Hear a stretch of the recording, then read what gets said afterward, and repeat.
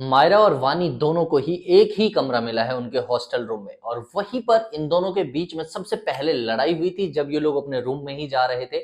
और रूम में जाने के बाद तो घमासान होने वाला है। सीरियल ये रिश्ता क्या कहलाता है का आने वाला एपिसोड काफी इंटरेस्टिंग और धमाकेदार ट्विस्ट को लेकर आया है।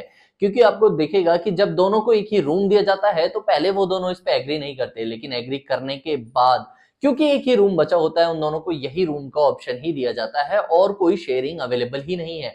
जिसके बाद दोस्तों आपको दिखेगा कि वानी अपने माँ की फोटो निकालकर टेबल पर रखना चाहती है, लेकिन इस बात से मायरा काफी ज्यादा नाराज हो जाती है। वो मना कर देती है कि मैं अपनी माँ से बहुत ही ज्यादा नफरत करती हूँ और तुम अपनी माँ की फोटो यहाँ पर बिल्कुल नहीं रख सकते।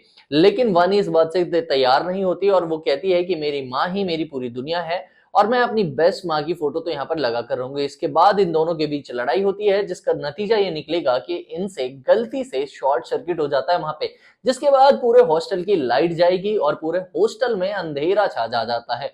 जिसके बाद अरमान और अभीरा वहां पहुंचते हैं, पता नहीं कैसे, लेकिन उन दोनों से एक दिन भी नहीं रहा गया अपने बच्चों के बिना और दोनों वहां पहुंचते हैं। डायरी निकालते हैं जिसमें अभीरा को रूम नंबर 14 में उसकी बेटी मुक्ति दिखती है और वहीं अरमान पोद्दार को अपनी बेटी मायरा पोद्दार भी सेम कमरे में दिखती है। दोनों एक ही कमरे में पहुंचते हैं लेकिन एक दूसरे की बेटी पे हाथ रखने हैं, मतलब कि अभीरा अपनी बेटी मायरा को पकड़ती है तो अरमान अभीरा की बेटी वानी को पकड़ता है और दोनों एक दूसरे को बचाकर बाहर लाएंगे।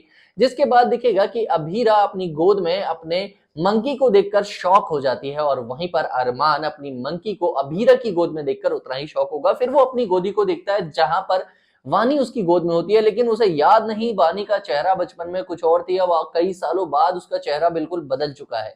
लेकिन अभीरा अपनी बेटी को पूरी तरह से पहचानती है। उसका जो शुभचिंतक है वो उसे बता रहा था कि आखिर कैसे मायरा किस हॉस्टल में गई है, कहाँ रह रही थी। अभीरा अरमान के सामने टूटती हुई नजर आती है लेकिन वो खुद को मजबूत दिखाने की कोशिश करती है और अपनी बेटी वानी को लेकर वहां से भागकर दूर चली जाती है। और मायरा अपनी माँ की गोद में इतनी ज्यादा कंफर्टेबल हो जाती है कि वो उसके बाद अभीरा को देखकर भी रोती है और उसके ना होने के गम में भी रोती है।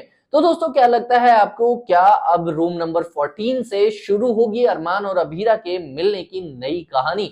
हमें कमेंट बॉक्स में लिखकर बताएं और ऐसे ही धमाकेदार ट्विस्ट को जानते रहने के लिए चैनल को अभी सब्सक्राइब करें। मिलते हैं अगली वीडियो में।